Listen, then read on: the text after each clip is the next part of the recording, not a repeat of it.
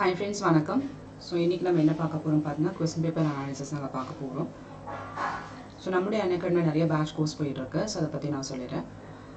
என்னென்ன batch course வந்து பார்க்கறதுக்கு முன்னாடி நம்மளோட அன்அகாடமி நீங்கள் சப்ஸ்கிரைப் பண்ணணும்னா ஸோ இப்போ நிறைய பேட்ச் கோர்ஸ் உங்களுக்கு வந்து கண்டிப்பாக யூஸ்ஃபுல்லாக இருக்கும். ஸோ அதில் வந்து நீங்கள் 10% ஆஃபருக்கு இந்த ரெஃபரல் கோட் கோம்லன்னு சொல்லக்கூடிய ரெஃபரல் கோட் வந்து யூஸ் பண்ணுங்கள். சில வந்து 6 மந்த்ஸ்க்கு மேலே போச்சுன்னா அது வந்து நோ காஸ்ட் இஎம்ஐங்க. ஸோ அதை யூஸ் பண்ணிக்கோங்க. அதை தொடர்ந்து வந்து பார்த்தீங்கன்னா உங்களுக்கு வந்து டிசம்பர் 10th உங்களுக்கு வந்து திறவுகோல்னு சொல்லக்கூடிய பேட்ச் கோர்ஸ் போயிட்டுருக்கு. அதோடைய செகண்ட் பேட்ச் வந்து 15th பேட்ச் போகுதுங்க. இது வந்து குரூப் 4 விஓக்காக. ஸோ இப்போ பார்த்தீங்கன்னா ரீசெண்டாக வந்து டிசம்பர் 22 போல் உங்களுக்கு வந்து ஜெயம் அப்படின்னு சொல்லக்கூடிய பேட்ச் கோர்ஸ் போகுது. இது வந்து குரூப் அண்ட் மெயின்ஸ்க்கான பேட்ச் கோர்ஸ். யாராவது குரூப் அண்ட் மெயின்ஸ் படிக்கிறீங்கன்னா இதை வந்து யூஸ் பண்ணிக்கோங்க. நிறைய டெஸ்ட் சீரிஸ் போயிட்டுருக்கு. இலக்கு, ஸ்கூல் புக் டெஸ்ட் சீரிஸ், செம்மொழி தேர்வுத்துறைன்னு சொல்லக்கூடிய டெஸ்ட் சீரிஸ், கரண்ட் அஃபேர்ஸுக்கு டெஸ்ட் சீரிஸ், குறிக்கோள், இலக்கு அகைன், சமைச்ச book test series, TNPSC previous question test சீரிஸ்னு நிறைய போயிட்டு இருக்குங்க. இதெல்லாம் அட்டன் பண்ணி பாருங்கள், கண்டிப்பாக உங்களுக்கு யூஸ்ஃபுல்லாக இருக்கும். ஸோ இன்றைக்கான ஃபர்ஸ்ட் கொஸ்டின் பாருங்கள். Which of the following statement on Vanchinathan are correct? அதாவது வாஞ்சிநாதனை பொறுத்த வரைக்கும் வந்து எது வந்து சரியானதுன்னு கேட்குறாங்க. ஃபர்ஸ்ட் பாருங்க, he belong to Thiruvankur state of that time. அவர் எந்த இடத்த சார்ந்தவர் பார்த்தா வாஞ்சிநாதன் திருவாங்கூர் அந்த சமயத்தில், அதாவது அந்த காலத்தில் திருவாங்கூர் மாவட்டத்தை, அதாவது அந்த மாநிலத்தை சார்ந்தவர் அப்படின்றாங்க. So he was employed as a forest guard at Punalur. Punalur அப்படின்னு சொல்லக்கூடிய இடத்துடைய ஃபாரஸ்ட் கார்டாக வந்து அவர் என்ன பண்ணியிருக்காரு, வேலை செஞ்சுருக்காரு. அடுத்ததாக he was one of the member of a Bharat Mata association. Bharata Mata அசோசியேஷனுடைய one of த மெம்பராக வந்து இவர் வந்திருக்காரு. இவரை, அதாவது துப்பாக்கி சுடுறதுக்கு ட்ரெயின் பண்ணது யாருன்னு பார்த்தீங்கன்னா சுப்பிரமணிய சிவா அட் பாண்டிச்சேரி. அப்போ இந்த 4 ஸ்டேட்மெண்ட்டை பொறுத்த வரைக்கும் இது சரியானது. வாஞ்சிநாதை பொறுத்த வரைக்கும் 4 ஸ்டேட்மெண்ட்டை பொறுத்த வரைக்கும் இது சரியானது.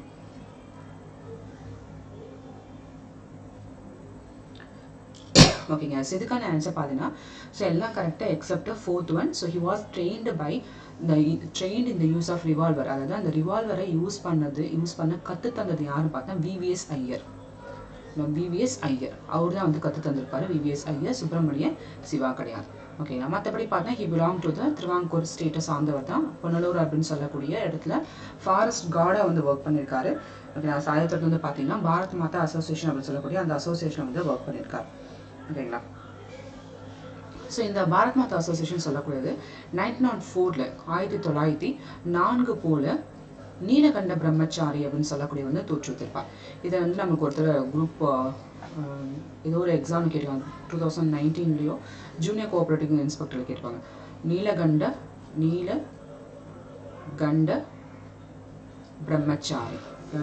பிரம்மச்சாரி அப்படின்னு சொல்லக்கூடிய. ஓகே, அடுத்தா பாருங்க. ஸோ இப்போ பார்த்தீங்கன்னா ஃபர்ஸ்ட், செகண்ட், தேர்டு கரெக்ட். வெக்காமை அப்படின்னு சொல்லக்கூடிய அதிகாரத்துடைய அந்த அதிகார தலைப்பின் பொருள் என்ன? அதிகாரம் இருக்கு இல்லையா, வெக்காமைன்னு சொல்லக்கூடிய அதிகாரம். ஸோ அதெல்லாம் மீனிங் வந்து நமக்கு தமிழ் தானே அப்படின்னாலும் தமிழ்லேயும் நமக்கு மீனிங் சிலது தெரியாமல் இருக்கும். வெக்காமைன்னு சொல்லக்கூடியது அதிகாரத்துடைய தலைப்பு பொருள் என்ன அப்படின்னு பார்த்தீங்கன்னா வெட்கம் கொள்ளாமை, பிறரை இகழாமை, பிறரிடம் இருந்து வாழாமை, பிறர் பொருள் மேல் ஆசை கொள்ளாமை.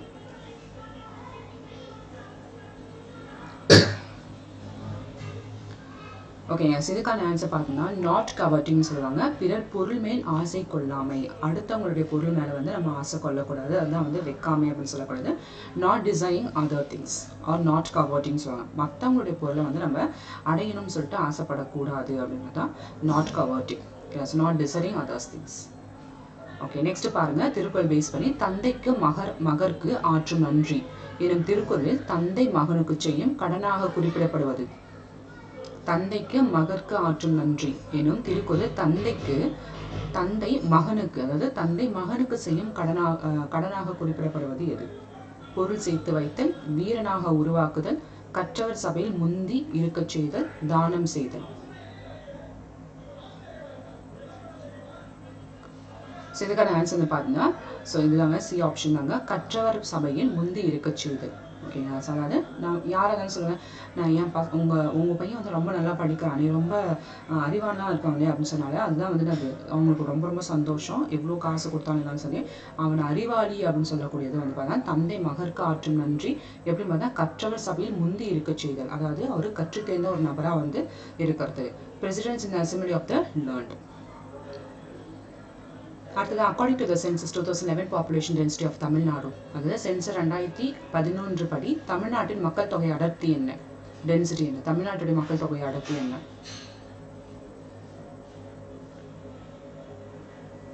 ஓகேங்க. இதுக்கான ஆன்சர் பார்த்தீங்கன்னா 555 சதுர கிலோமீட்டர். அதாவது ஒரு சதுர கிலோமீட்டரில் வந்து பார்த்தீங்கன்னா 555 நபர்கள் இருக்காங்க. இதே வந்து ஆல் ஓவர் இந்தியாவுடைய டென்சிட்டி கேட்டோம்னா 382. இது வந்து தமிழ்நாடுடைய அடர்த்தி, இந்தியாவுடைய அடர்த்தி 382. Okay. Which book describes the marriage manners of Sangam age people? Which book describes the marriage manners of Sangam age people? சங்ககால மக்களின் மனமுறைகளை குறிப்பிடும் நூல் எது? மேரேஜை பற்றி இப்படி நடக்குது, என்னென்ன வழிமுறைகள் இருக்குது அப்படின்னு சொல்லிட்டு அதை பற்றியான குறிப்பிடும் நூல் எது? ஓகேங்க. இதுக்கான ஆன்சர் வந்து அகநானூறு. நெக்ஸ்ட் பாருங்க. Seals found in Mohenjodaro was not made up of. மொஹஞ்சதாரோவில் கண்டெடுக்கப்பட்ட முத்திரைகள் எதனால் செய்யப்படவில்லை? அந்த மொஹஞ்சதாரோவில் நமக்கு தெரியும், மொஹஞ்சதாரோ வந்து நிறைய சீல்ஸ்லாம் வந்து இருக்கும் இல்லையா? ஸோ இதில் நிறைய விஷயங்கள்லாம் வந்து சீல்ஸ்லாம் இருந்திருக்கும். அதில் எதில் வந்து முத்திரைகள் செய்யலை அப்படின்னு கேட்குறாங்க. ஓகே. இதுக்கான ஆன்சர் பார்த்தீங்கன்னா சங்கு, காஞ்ச் அப்படின்னு சொல்லக்கூடியது. மற்றது எல்லாத்துலேயுமே வந்து சீல் செஞ்சுருக்காங்க. ஐவரி, தங்கத்தில், ஃபியான்சி அப்படின்னு சொல்லுவாங்க. ஸோ இது வந்து சித்திரை வேலைப்பாடு செய்யப்பட்ட மட்கலன் ஒரு மண் இது. ஸோ ஸ்டீட்டட், ஸோ ஸ்வர்காரம் சொல்லுவாங்க, ஸ்டீட்டட் ஒரே கற்கன் கூட சொல்லுவாங்க இது. ஸோ இதுலேயும் வந்து அவங்க என்ன பண்ணியிருக்காங்க, அந்த சீல்ஸ்லாம் வந்து மேட் பண்ணியிருக்காங்க எக்ஸப்ட் காஞ்ச், சங்கு. அடுத்ததான் the editor of Hindustan review. Hindustan review உடைய எடிட்டர் யாருன்னு கேட்குறாங்க. ஆசிரியர் யாரு? இது வந்து ஒரு English monthly magazine. It was published by Indian press in Allahabad. Indian பிரஸ்ஸால் வந்து இது வந்து பப்ளிஷ் செய்யப்பட்டது. அலகாபாத்தில் வந்து பார்த்தீங்கன்னா இது வந்து. அப்போ எடிட்டர் ஆஃப் ஹிந்துஸ்தான் ரிவ்யூ வந்து யாரு அப்படின்னு கேட்குறாங்க. ஸோ இதுக்கான ஆன்சர் வந்து பார்த்தீங்கன்னா சச்சிதானந்த சின்ஹா அவர்கள். ஸோ நெக்ஸ்ட் பாருங்க. Who favour the permanent settlement but urge that the government should fix the maximum rent to paid by each cultivator. நிரந்தர நில வரியை ஆதரித்து மற்றும் அரசினால் விதிக்கப்படும் அதிகப்படியான வரியை ஒவ்வொரு தனிநபரை கட்ட வேண்டும் என கூறியவர் யார்? So permanent settlement act வந்து நமக்கு தெரியும் 1793 போல ஓகேங்களா. ஸோ வந்திருக்கும், பாஸ் பண்ணிப்பாங்க ப்ளஸ் கார்ன்வாலிஸோட பீரியடில். ஸோ 1793 வந்து இந்த இதை வந்து சொல்லும்போது பெர்மனன்ட் செட்டில்மெண்ட் ஆக்ட் வந்து ஸோ ஒரு கல்டிவேட்டர்ஸும் வந்து அந்த வரியை கண்டிப்பாக கட்ட வேண்டும் அப்படின்னு சொல்லிட்டு சொன்னது யார் பார்த்தா ராஜாராம் மோகன் ராய் அவர்கள். ஓகேங்களா. ஸோ அவங்களுக்கு ஃபேவராக சொல்லிப்பார். அடுத்ததான் to reform centre state relation major recommendation are made by. மத்திய மற்றும் மாநில உறவுகளை சீர்திருத்த முக்கியமான பரிந்துரைகள் வழங்குபவை என்னென்ன கமிஷன்? Sarkaria commission, Punchhi commission, Rajamannar committee, royal commission. டக்கு நம்ம இதை சார்ட் அவுட் பண்ணலாங்க. ஸோ இதில் வந்து பார்த்தீங்கன்னா ஃபஸ்ட்டு 3மே வந்து நமக்கு சென்டர் ஸ்டேட் ரிலேஷன்ஸை பொறுத்தது சொல்கிறது தான். இப்போ மத்திய மாநில உறவுகளை வந்து சீரமைக்கக்கூடிய குழுக்களாக சர்க்காரி கமிஷன் இருந்திருக்கும். புஞ்சி கமிஷன் 2007, இல்லை ராஜபான கமிஷன் 1969, சர்க்காரி வந்து 1983. ஓகே. ராயல் கமிஷன் வந்து பார்த்தீங்கன்னா நம்மளுடைய பிரிட்டிஷ் இந்தியா வந்து பார்த்தீங்கன்னா நிறைய ராயல் கமிஷன் வந்து ஃபார்ம் பண்ணிப்பாங்க. ஃபார் எக்ஸாம்பிள் 1912 வந்து பார்த்தீங்கன்னா இஸ்லிங்டன் கமிஷன் ஒன்று இருக்கும். அது வந்து ராயல் கமிஷன் சொல்லுவாங்க. அந்த இஸ்லிங்டன் கமிஷன் வந்து பார்த்தீங்கன்னா லைக் அந்த சிவில் சர்வீஸ் எக்ஸாம் இருந்ததுலையே அந்த சிவில் சர்வீஸ் இதுலேயும் வந்து பார்த்தீங்கன்னா சுப்பீரியாரிட்டி, அதாவது ஆங்கிலேயர்களுக்கு மட்டும்தான் வந்து பார்த்தீங்கன்னா அதிக நல்ல ஹை போஸ்ட் கொடுத்துருப்பாங்க, இந்தியர்களுக்கு கிடையாது. அது மாதிரி இருக்கக்கூடாது, எல்லாமே சரிசமமாக பார்ஷலி யார் மார்க் இருக்கோ அதுக்கேற்ற மாதிரி இருக்கணும் அப்படின்னு சொல்லியிருப்பாங்க. ஓகேங்களா. சில நிறையா இருந்திருக்கு. அதுக்கப்புறம் இன்னொரு ராயல் கமிஷன்னா 1893 ஒரு கமிஷன் ஃபார்ம் பண்ணிப்பாங்க, 1893 to 1895. ஸோ இதில் வந்து என்ன பார்த்தீங்கன்னா அபின்னு சொல்லக்கூடிய ஓபிஎம் நம்ம கேள்விப்பட்டிருக்கோம் இல்லையா, ஓபிஎம் ட்ரேடு. ஸோ அதுக்காக வந்து பார்த்தீங்கன்னா அந்த ட்ரேட் எஸ்டாப்ளிஷ் பண்ணுறதுக்காக வந்து பார்த்தீங்கன்னா ஸோ இதுக்காக ஒரு ராயல் கமிஷன் ஃபார்ம் பண்ணிப்பாங்க. ஓகேங்களா. ஸோ அதனால் ராயல் கமிஷன் கிடையாது. ஸோ இருக்கிறது வந்து பார்த்தீங்கன்னா Sarkaria commission, Punchhi commission, Rajamannar commission. So Sarkaria commission பாருங்கள் ஆன்சர் 1, 2, 3. சர்க்காரி கமிஷன் பார்த்தீங்கன்னா இட் வாஸ் செட் அப் இந்த இயர் 1983. இது வந்து நம்ம ஏற்கனவே சொன்ன மாதிரி தான் என்னது சென்டர் ஸ்டேட் ரிலேஷன்ஷிப்காக. அடுத்ததாக புஞ்சி கமிஷன் வந்து 2007. ஸோ இது வந்து பார்த்தீங்கன்னா சென்டர் ஸ்டேட் ரிலேஷன்ஷிப்காக. ராஜபானா கமிஷன் 1969. இது வந்து பார்த்தீங்கன்னா state autonomy and centre state ரிலேஷன்ஸ்க்காக. இது வந்து நம்முடைய டிஎம்கே கருணாநிதி அவரோட பீரியடில் வந்து வந்துச்சு. இதை ஞாபகம் வச்சுக்கோங்க, ராஜபானா கமிஷன். இப்போ வருடத்தை பார்த்தோம்னா 1983, 2007, 1969. ஓகே. நெக்ஸ்ட் பாருங்க. First 5-year plan model is. முதல் 5 ஆண்டு திட்டம் எந்த திட்டம் மாதிரியை அடிப்படையாக கொண்டது? महल नबिस, गरीबी हत्तो மாதிரி, நேருவன் மாதிரி, ஹர்தோமர் மாதிரி. ஸோ இதுக்கான ஆன்சர்னு பார்த்தீங்கன்னா ஹர்தோமர் மாடல். ஸோ ஹர்தோமர் மாடல் தான் வந்து பேஸ் பண்ணி தான் வந்து இந்த ஃபஸ்ட்டு 5 பிளான் மாடல் வந்து இருக்கும். ஓகேங்களா. ஸோ நமக்கு வந்து பார்த்தீங்கன்னா இந்த வந்து ஏப்ரல் 1951 இந்த இது வந்து இது பண்ணிப்பாங்க. ஸோ 1951 வந்து பார்த்தீங்கன்னா மார்ச் 1956 போல் வந்து உங்களுக்கு பார்த்தீங்கன்னா இந்த ஃபஸ்ட்டு 5 பிளான் வந்து நமக்கு நடந்திருக்கும். ஓகேங்களா. சரிங்க.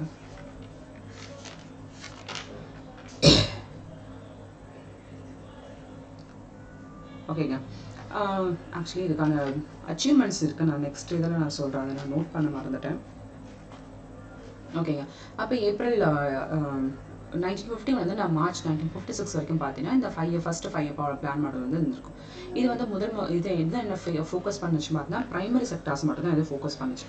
ஓகே. ப்ரைமரி செக்டார்ஸ் அப்படின்னு எடுத்துக்கிட்டிங்கன்னா சில வந்து என்னது விவசாயம். ஸோ விவசாயத்துக்கு வந்து அதிக ப்ரியாரிட்டி கொடுத்தது. ஓகேங்களா. ஸோ ஃபஸ்ட்டு செக்டர் வந்து விவசாயத்துக்கு அதிக ப்ரியாரிட்டி கொடுத்தது இதுதான். ஓகேங்களா. ஓகேங்க.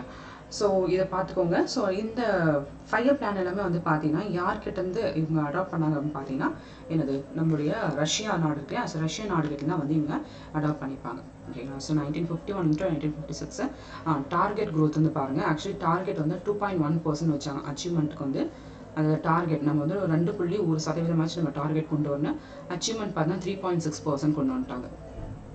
ஓகேங்களா. ஸோ இதை பார்த்துக்கோங்க. ஸோ இதோடைய இந்த ஹர்தோமர் மாடல் இந்த ஃபஸ்ட்டு மாடல் வந்து ஓகேங்களா. ஸோ அதை வந்து டிசைன் பண்ணது யார் பார்த்தா ஒரு பொறியியல் நிபுணர், பொருளாதார நிபுணர், பொருளாதார நிபுணர் KN Raj. So KN Raj அப்படின்னு சொல்லக்கூடிய. ஓகேங்களா. ஸோ அப்போ இதில் வந்து அக்ரிகல்ச்சர்ஸ்க்கு வந்து இம்பார்ட்டன்ஸ் வந்து அதிகமாக கொடுத்தாங்க.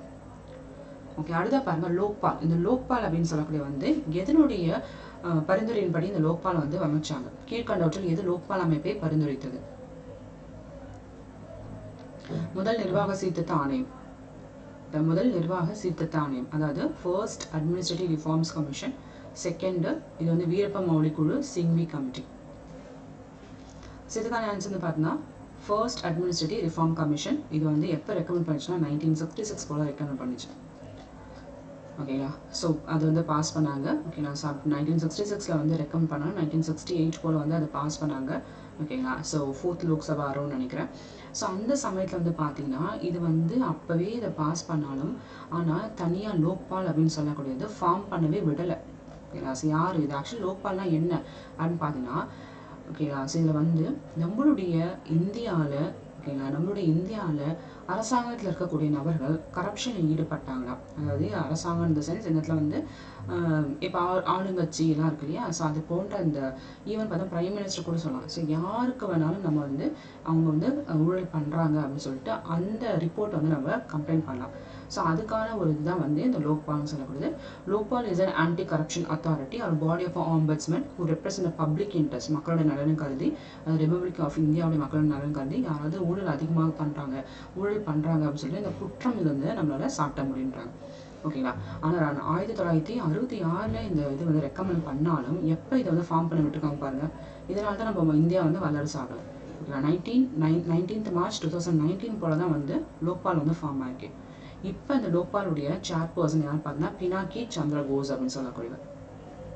லோக்பால் வந்து ஆன்டி கரப்ஷனுக்கு ஓகேங்களா. ஸோ அந்த என்னது ஸோ கரப்ஷனுக்கு எதிராக ஓகேங்களா. யாரெல்லாம் கரெக்ட் பண்ணாங்களோ அவங்களுக்கு வந்து லைக் சொல்கிற மாதிரி மாட்டி விடுற மாதிரி ஓகேங்களா. ஸோ அதுதான் வந்து லோக்பால். ஸோ இதோட கண்டினியூஷன் நெக்ஸ்ட் கிளாஸ் பார்ப்போங்க. தேங்க்யூ, நன்றி.